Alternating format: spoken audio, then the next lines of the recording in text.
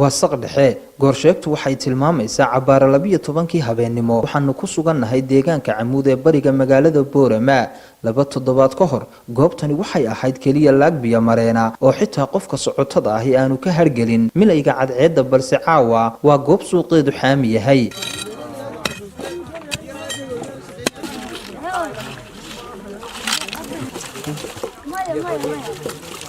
haddaba warbixintan waxa uu telefishinka qaranka Soomaaliland ku eegi doonaa maxaa cusub maxaase iska bedelay goobtani toddobaadkii ugu dambeeyay ayaa si weyn loo hadal hayay dooxada Camuud ee bariga magaalada Boorama kadib markii ay soo ifbixeen warar sheegaya in dahab laga helay deegaankaasi taasi oo sababtay inay gaaraan dooxada Camuud qaar ka mid ah qaybaha kala duwan ee bulshada ku nool magaalada Boorama kuwaas oo u xarka xidhay sidii ay u baaran lahaayeen macdantani ka galabta goobjoog waxaan u ahaa 7 gram agteeda ka helay Ismaaciil Maxamed Cilmi oo ku magac dheer Dhagafiiq waxa uu ka mid yahay dadweynaha u soo jarmaaday goobtan mashquulka badan waxaana uu noo sheegay in ay u suura gashay ujeedkii uu u yimid anigu wallahi waxaan mid galabta waxaan istiribal ka wardoon waxaan dadku ay ku yaacayaan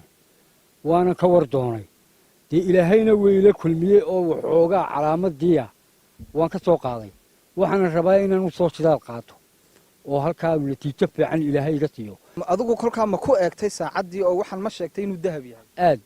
wuu sheegay saacadu way sheegtay waa lagu eegay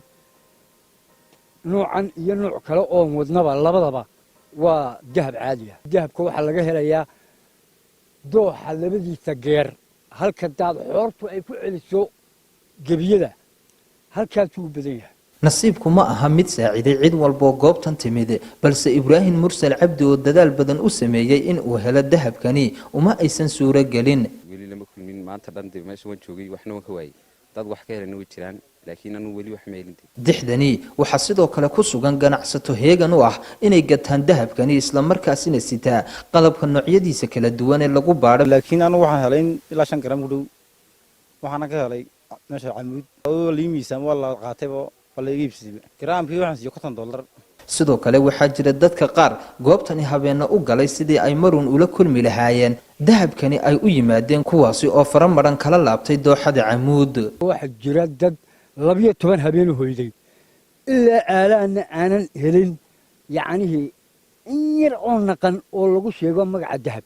waxay indhahaagu qabanayaan dadweynaha oo dahabkan u baaraya qaabab kala duwan waxayna qaarkoodanu kala sheekaysanay arintani ay noo sheegeen anigu saan u garanayo marka ugu horeysa waxa si qaadaysa xaanida ama sida loo yaqaan bataaxa casaanka carrada casbaad marka la rabaa in la dhaqo carrada casbaa la qaadaya hadda aad arki doontiin kadibna taasaan meeraya taasaan ka rajaynaya ilaahay inuu iga siiyo marka laga yimaado daneeyayaasha dahabka waxa jira ganacsato iyo gaadiidley macaash ka helay goobtani oo 24 saac heegan ula ah cunno iyo cabitaano muruqmaalka ku rafaadsan raadcada dahabka kuwaasi oo habeen iyo maalin ku sugan goobtani isla markaana ay duruuftu ku qasbayso inay ku iibsadaan qiimo sare oo badeecadaha qaarkood ay laba jibaarmeen dad ayaa baacmistar meesha ka furtay koobka shaahi waa 10,000 may faantay jaadkii waxa weeyaan ilaa 10,000 mijintii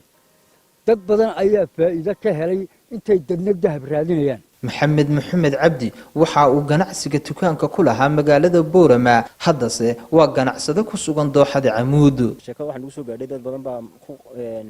goodoonsan halkan Camuud oo lagu sheegay dahab markaana uu darteed baan ugu soo gaadhnay sharaab iyo biyo waxay cabaan oo nafooga ay ku quutaan dukaankan halkan aad ku iibinaysaa isagoo halka la geeyo ayuu aad waxaan oo dhan baad wada riri lahayd dadka goobta ku sugan saydo soo qaateen markay meelaha bartan joogto ka gooday ay meeshii loo sii macaanaatay iyagu waxba helin si raagsanaya way iska soconaysaa alaabtan oo way iibsamaysaa gaadiidleyda yaryar ee bajaajta ayaa ka mid ah dadka mahadiyay suuqan cusub inkastoo ay dooxooyinkan kala kulmaan silic badan balse ma aha kuwa kala go' leh habeen iyo maalin suuqii hadda waan ka maaranay maanta dhan wixii aan xiiqaynay ayaan saacad gudaheed ku helnay horta annaga ma sha Allah alxamdulillah annaga maalintii ilaa imisa jeer baad halkan iska laba rugtaan waa 3 jeer oo soo qaad iyo 3 jeer oo sii qaad halka mar horta waxa lagu qaado $10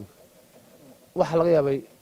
intaan suuqa ka wareegaynay aan shaqaynayno inaan 150 wax ka yar ama wax ka badan doorto minu shaqaynin kormo isku sheego intii aan halka ka helaynay suuqa 150 ka ahayd laabkeed baan ka helnay qof walba oo goobtan ku sugan waa mashquul waxa uu qodayaa dhulka waxa uu hayaa shaqo aan kala go' lahayn waxa ugu weyn ee uu raadinayaana waa dahab taasi ayaa sababtay in amniga meesha uu ahaado mid mar walba degan amnigeegu aad u wanaagsan yahay